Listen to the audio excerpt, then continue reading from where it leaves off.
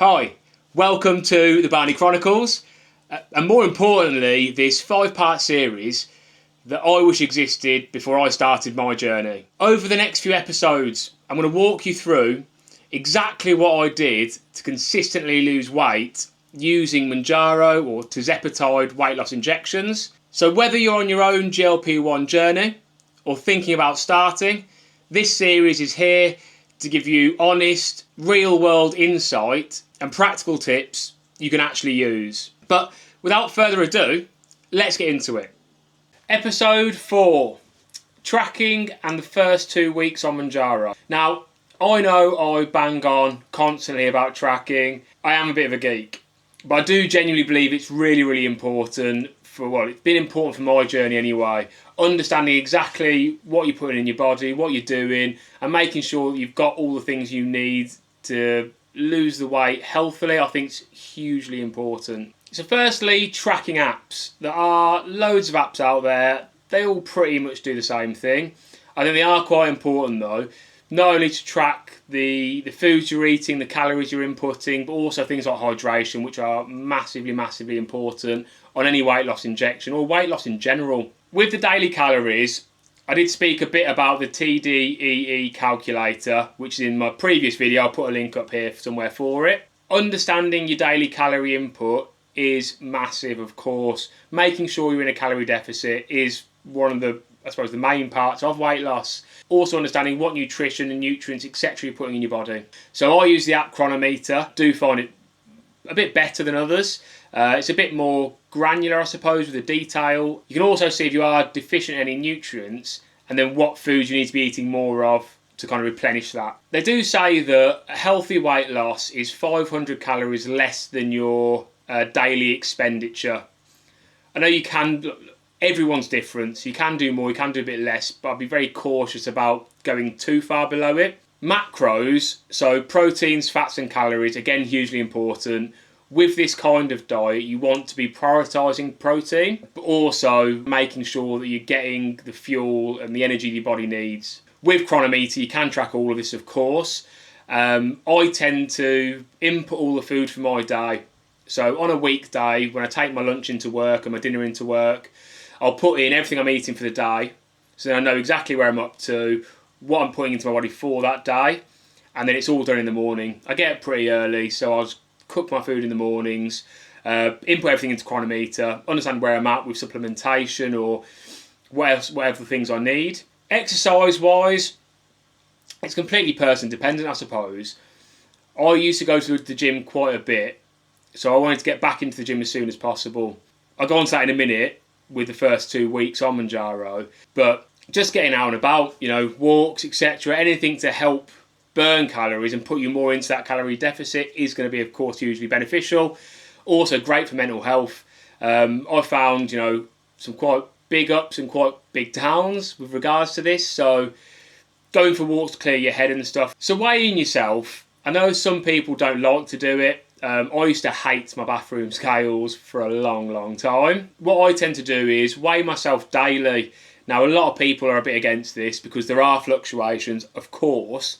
So at the end of the week, I'll divide my daily weigh-ins, I'll add them all up, divide them by 7, and then you can work out where you're at for the week. The reason I do this is there are, of course, fluctuations. If you have a day where you eat more salt, you're going to retain more water, of course. If you do some heavy exercise, there's going to be inflammation, which is also going to add weight. And of course, if you are drinking alcohol, that will add to it as well. The main thing I'd say is not to get disheartened if one day you've suddenly gained 3 or 4 pounds, because by averaging it over the week, it will come off because you'll actually gain weight when you exercise for inflammation.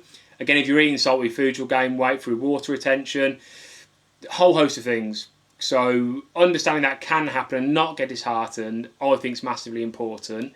And as long as each week you are slowly moving down, that's the whole reason for being on it in the first place. Healthy weight loss, as I said, if you Google it, it says around 2 pounds or a kilo a week is healthy. Now, there are things for and against this. So I think, if you go a little bit over, a little bit under, it's not the end of the world.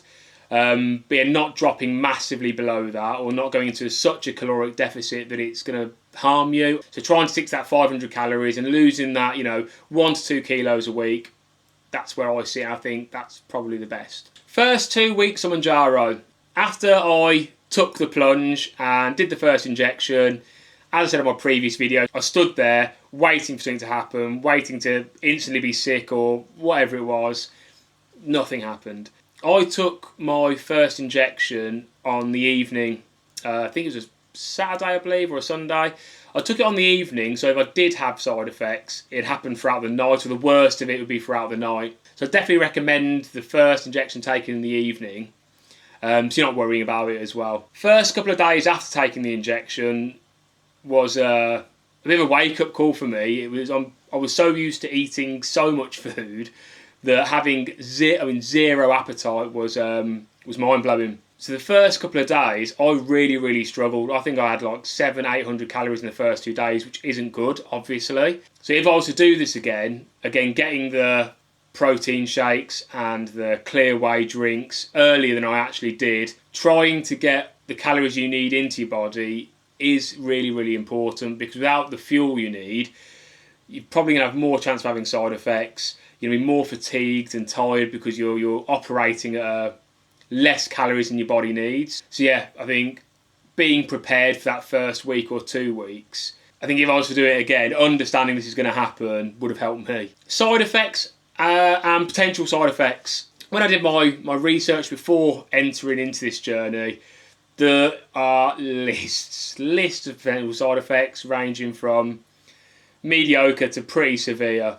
Now, I've either been very lucky or it's just been how regimented I've been with my journey. But understanding the potential risks and side effects, of course, is very important. So things like fatigue, constipation, nausea, sulfur burps, there's a list of things that can and can't happen. I think as long as you're eating clean, you're maybe reducing alcohol, you're exercising, all these things that you should be doing, I think give you a greater chance of not having these side effects. The things that I did notice were fatigue in the first week, definitely. But again, that could be down to eating less than I should have been. Not a fun one to talk about, but constipation, that was pretty bad for the first week or two. What I got was magnesium citrate. Again, I'll put a link for it down below. It worked wonders. So having a couple of those before you go to bed genuinely really helped me. With exercise, so I waited till the second week before even doing any exercise. I wanted to wait for my body to get used to Mounjaro before kind of getting back into the gym. And even when I did in the second week, you can see from one of my previous videos, it wasn't fun. It wasn't fun at all. So I think easing yourself back into exercise. I probably should have more kind of walks, etc. in the first week, but yeah, slowly getting back into exercise because your body's going to have lots less calories than you're used to. Easing into it would be something I'd definitely do differently next time around. Prioritising weighted workouts, I think's better. I know some people say you can lose muscle, etc. on Mounjaro GLP-1s, so I tended to do less reps of higher weights to help build muscle and stop that from happening. But everyone's goal is different, of course, so whatever exercise you kind of want to do. One of the side effects that took me massively by surprise was the really vivid dreams. I still get them as well now. So the dreams I have are so vivid. It's a very bizarre thing to have. But I mean, if that's the only side effect I'm getting, it's kind of a good thing, I suppose. But yeah, vivid dreams. Lastly, documenting your journey. I wish I'd taken more pictures before and afters. I think that's really important to, give you a bit of a boost that you are doing the right thing, that you are losing weight, you're feeling better in yourself. So I definitely recommend to anybody doing more before and after pictures. Also, documenting your journey, I think it keeps you accountable. I genuinely love editing videos. I find it a bit weird talking to the camera still, and I think I'm 28, 29 videos in now. Yeah, I think documenting your journey is really beneficial because I look back at some of my first videos and I can see the weight difference, I can see the difference in how I look, how I'm acting. I think that can be hugely beneficial.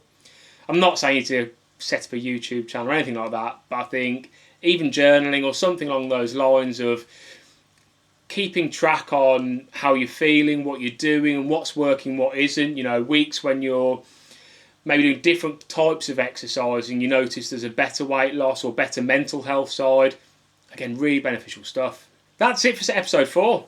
Thank you again if you've watched to the end. The next episode might come out a little bit later. It's going to be more around dosing and maintenance.